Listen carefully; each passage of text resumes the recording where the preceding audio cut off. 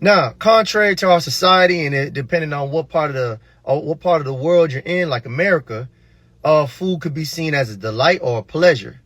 So this is where things get kind of shady, and this is where things get kind of big. Right. So if you look at the animal kingdom, if you look at nature, a lot of animals don't eat more than they need. They don't consume more than they need.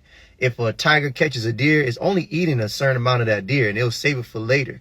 The traditional way to tell if your dog is overweight or being overfed is by looking at his abdominal section, his stomach or his tuck. And the thing about this is sometimes this could be tricky because oftentimes a lot of dogs have different genetics. Some dogs naturally sit thick. Some dogs naturally sit kind of slimmer or skinnier. So it's kind of hard to tell if that dog should be overfed or underfed.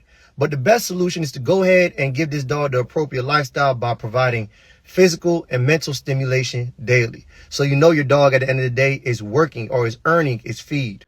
My two personal dogs both have different physiques. I have one dog that sits naturally more thick and the other one sits more leaner and has a more stronger physique to them.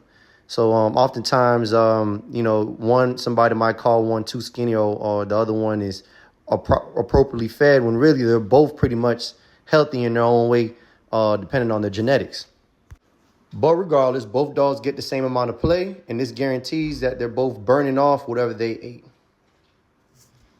It's always better to have an underweight problem than an overweight problem. I prefer a dog that might look underweight than a dog that looks overweight. Overweight comes with more issues than with a dog who may seem like they're underweight or an underweight dog.